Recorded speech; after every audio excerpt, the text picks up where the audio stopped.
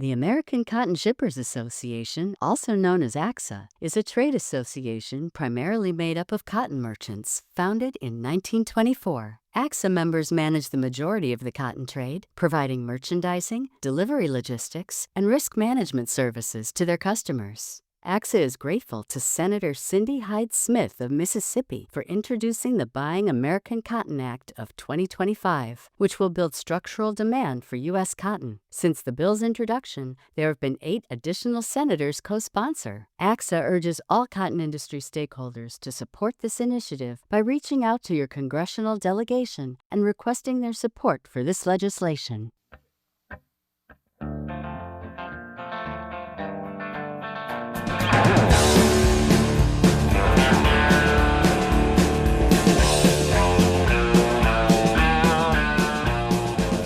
Well, it's October. That means it's time for pumpkins, pumpkin spice everything, some cooler and progressively shorter days, Halloween, and most certainly cotton harvest, and not necessarily in that order.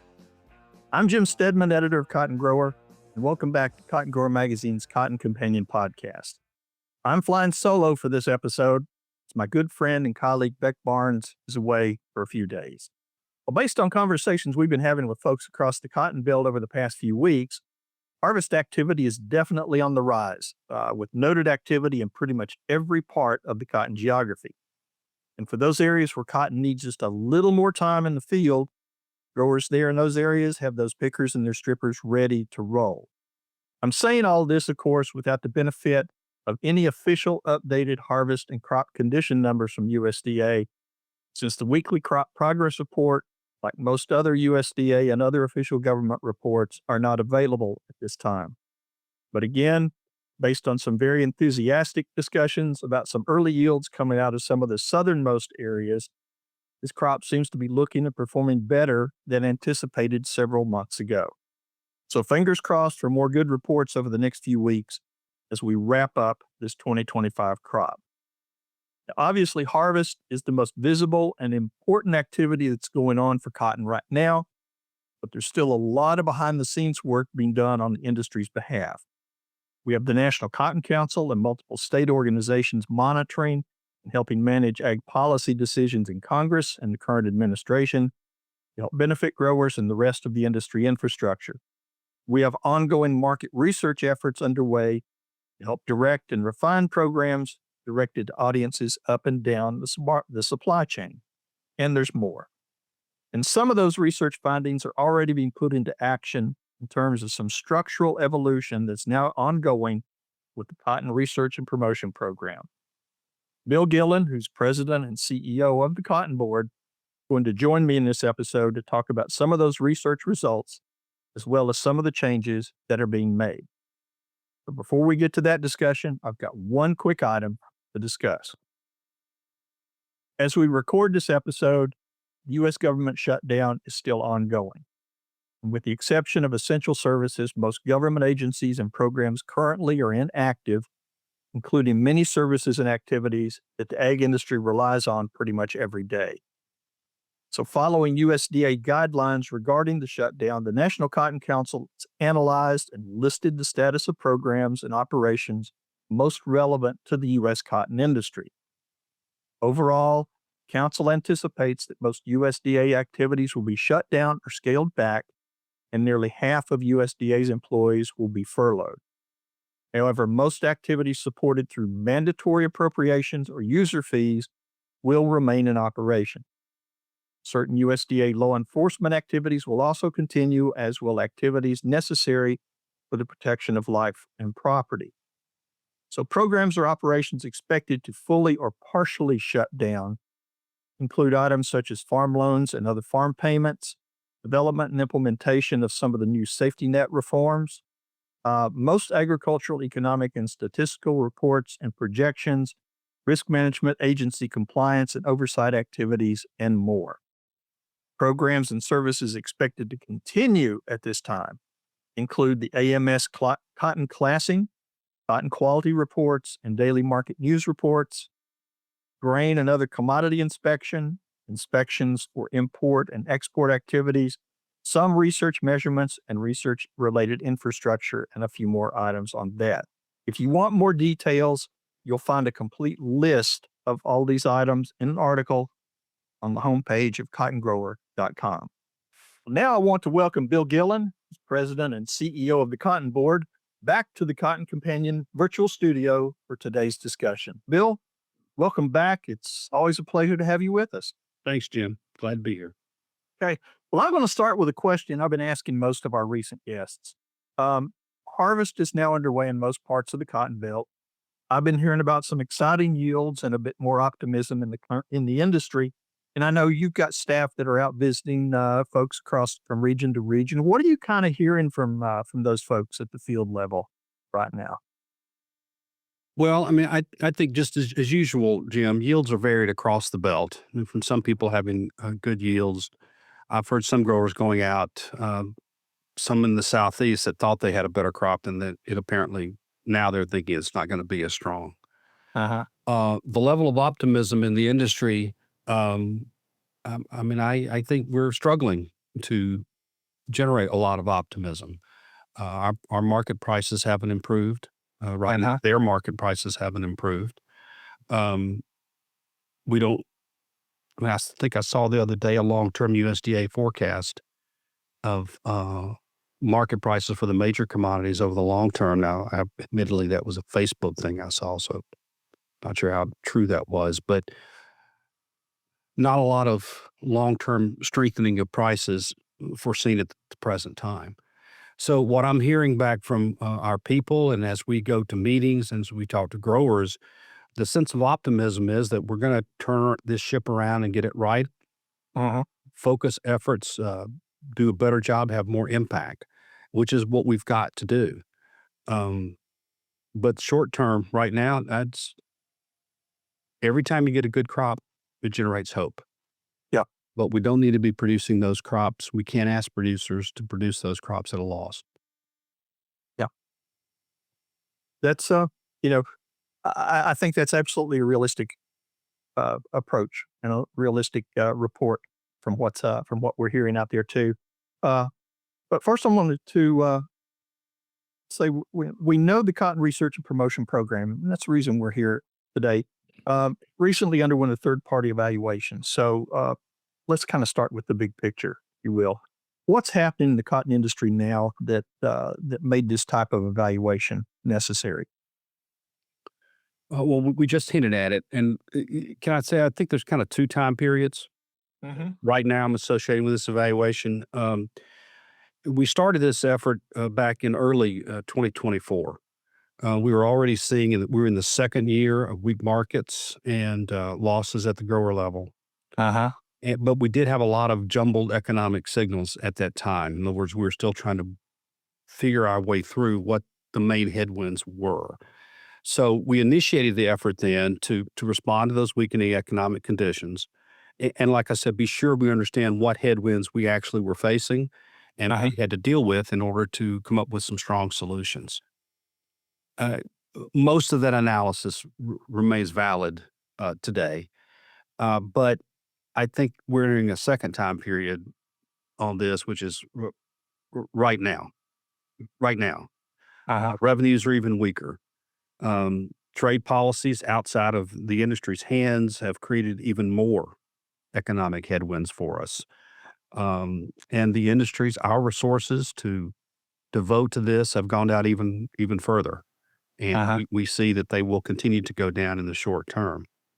Like I said, thankfully, the work that we did, those results remain valid, but our need to focus and prioritize on solutions has just intensified. Okay. Well, what did once you got the results in from the evaluation, what did it reveal about where the programs, where the strengths were, and where maybe it needed to make some changes or to adapt a bit? Well, we knew the program has strengths, and we really weren't kind of looking, for those. I mean, Cotton Incorporated represents this industry well. It harnesses the expertise of its professional staff, which they're wonderful, and they've been devoted their lives to cotton and to U.S. cotton producers. And in and of itself, it's an unparalleled resource. It's an unparalleled resource to this industry, and to growers, and it's a great driver for cotton demand. But what we were looking for is that as good as this program is and as strong as Cotton Incorporated is, it has to evolve to have more impact. Mhm. And generation we were getting was not enough. Like I said, we can do a lot of great things, but if we're still looking, growers are still looking into a loss situation, we're just not doing enough. Mhm. So we've got to have more impact on demand. We've got to have more impact on producer costs. Um, Let me give you an example of the need to evaluate what we've been doing and where we may be going. Okay. You know, and I'll just pick the most controversial and part to start with. Why not?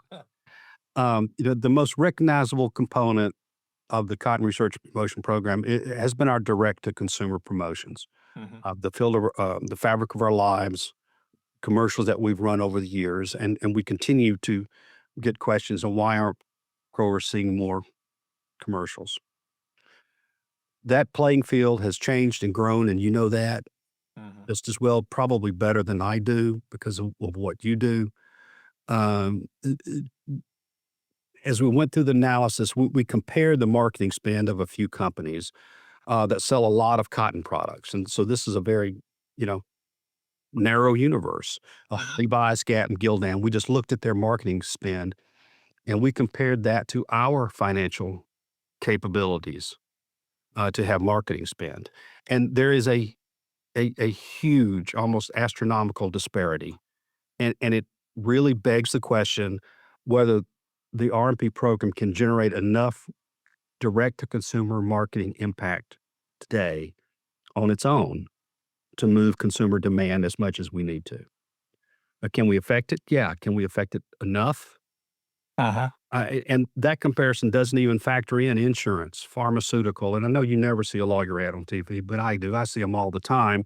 That all these other companies and consumer-faced promotions that are vying for the consumer's attention, and time. So, the other thing that we realize is that more often than not, it's not that the consumers don't want to buy cotton. Our campaigns over the years have been very, very effective Mhm. in putting cotton in the consumer's mind as a positive. Consumers like cotton, they want it. That's just we have been successful in doing that, and we can continue to ensure that holds. Uh-huh.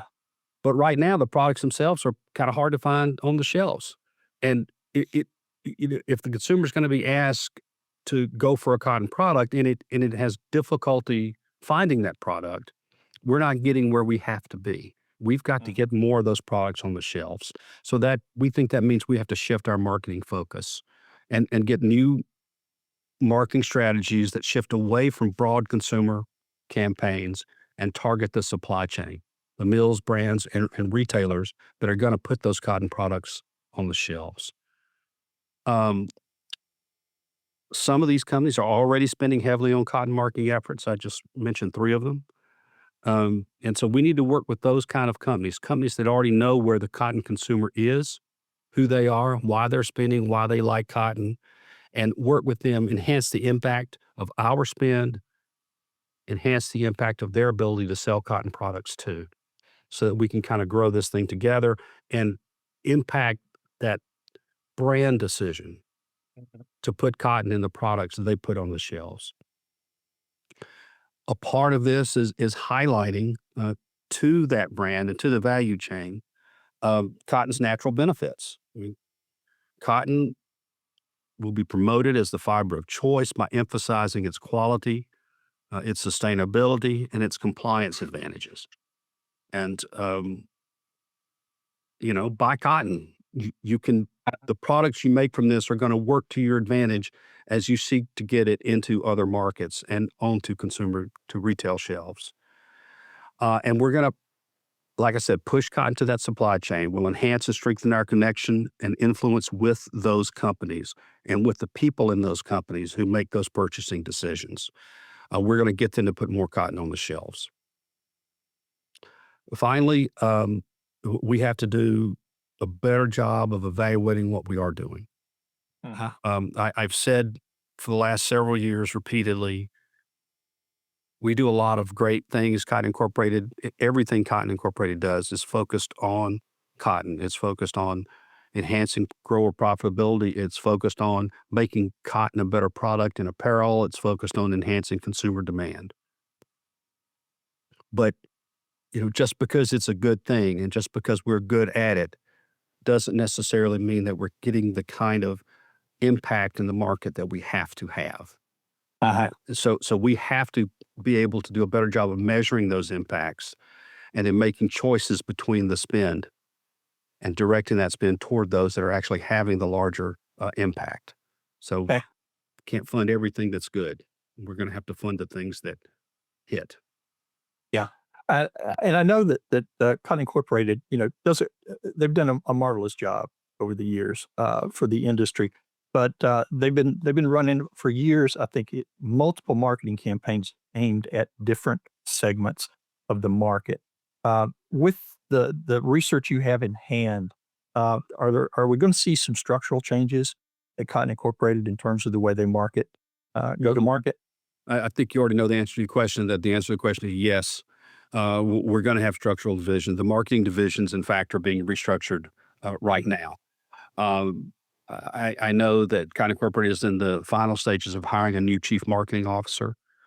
It's down to the wire there, and they're going to merge those marketing efforts, both international and domestic, again, to get a focus on the supply chain, both internationally and in the United States.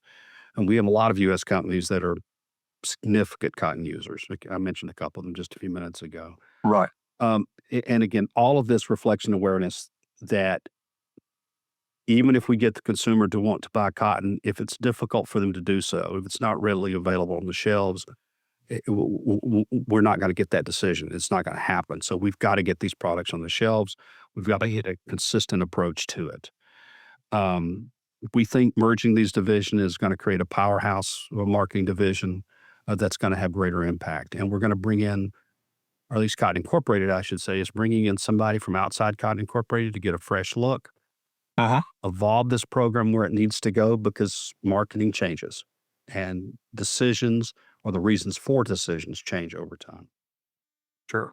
Well, we've seen an awful lot of discussion here recently and over the past year, and really kind of growing a little bit stronger all the time, is the microplastics discussion and the advantages that cotton brings to the table over the synthetic, the polyesters and the other synthetic products. It seems to be coming from a lot of different industry sources. Some of those are network TV. Some of those are coming out of the manufacturers and the marketers of cotton products. And certainly National Cotton Council has now rolled out their new Plant Not Plastic campaign. This strategy obviously is probably going to be part and parcel of some of the new marketing efforts that we're going to be seeing. How's it going to make sure these benefits are kind of front and center for both brands and consumers?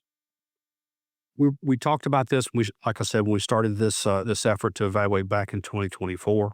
The first round of this came out, and the marketing emphasis here is very consistent with this issue that is a very positive issue for cotton. But basically, we have to lean into cotton's natural advantages. Right. To lean into it at the marketing chain.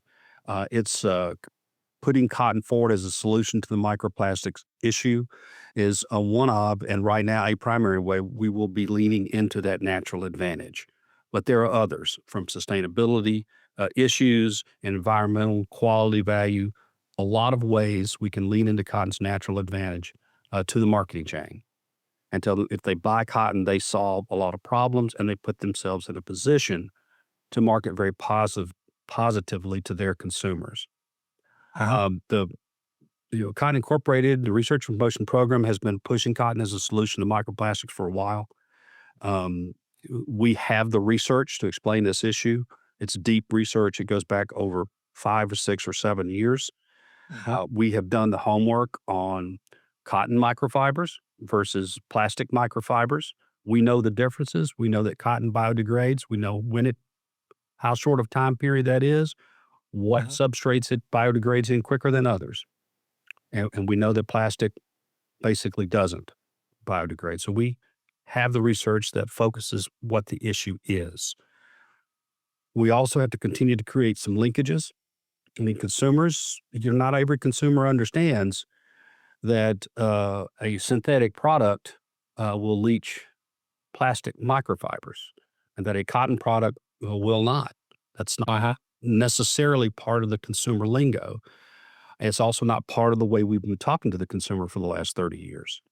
So we have to create some linkages as to what products are, in fact, problematic with respect to microplastics and which ones aren't. So we have to get that done, and that has to be part of any successful long-term effort. There's also room to leverage, like you said, talked about the National Cotton Council. The R&P program has to leverage that effort by them, and we have to leverage other organizations too, every industry organization on this issue. It's about, again, from our perspective, our strongest impact is going to be to carry this message to the supply chain, carry this message to the companies that buy cotton or buy synthetics and make apparel products. We've got to carry the fact that cotton is a solution to the microplastics issue to them and deliver that message correctly so that they act on it and purchase more cotton and put more cotton products on the shelves. That's our job. Yeah. Now, it's going to be a heavy lift. There's no question about that at this point. Is there a timetable in place for rolling out some of these changes and some of these programs? Are there any key milestones that growers and the rest of the industry need to kind of watch for in this?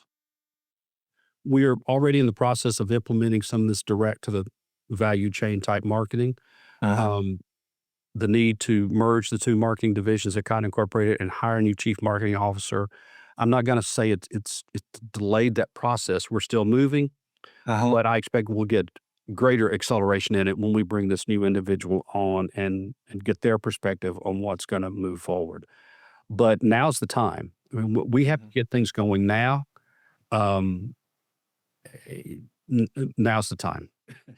I do expect that between now and December or in December, we're going to be talking out loud about a lot of these changes and be able to give a little bit better roadmap. Have you gotten any indications from the industry how they're feeling about some of these proposed changes? Jim, I don't talk directly, let's just say, to a grower about this type of strategic or operational type shift, but actually I did get into one conversation with a grower, and I was very surprised that his basic reaction was, well, get going then. Get going. I mean, he didn't say that's jibber jabber. He didn't say that. He said, okay, that makes sense. Get going. I think the reaction is, yeah, we need to make changes and we need to have more impact. And we recognize that need and we are acting on it. Well, the growers obviously are one of the most important parts of making this whole organization work because they're the ones who provide the majority of the funding on it. If you have one takeaway for growers who are listening today about why all of this matters and what it's going to mean for them in the long run, what would that be? Jim, personally, I've seen the industry face major economic challenges over my 4-year professional career working in agriculture and cotton. And I've seen the cotton industry, implement rapid change in response to those challenges. And the R&P program is going to be a major part of the solution to the situation we face right now. Without it, it's just going to be so much more difficult to get this thing turned around.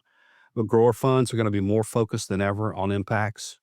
We have to do that, and we're going to evaluate our efforts a lot more rigorously in order to get the impacts and to make the changes that are required.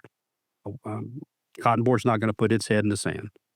Like the National Cotton Council not putting its head in the sand, Cotton Incorporated, CCI. We know what we're here for. We know what we are here to do. It's imperative that to develop the right solutions, we understand what the headwinds actually are and what it's going to take to change them. And honestly, just about every one of the things that we have to move the needle on, we have to move more than a little, and they're all a challenge. Yeah. But that's why we're here.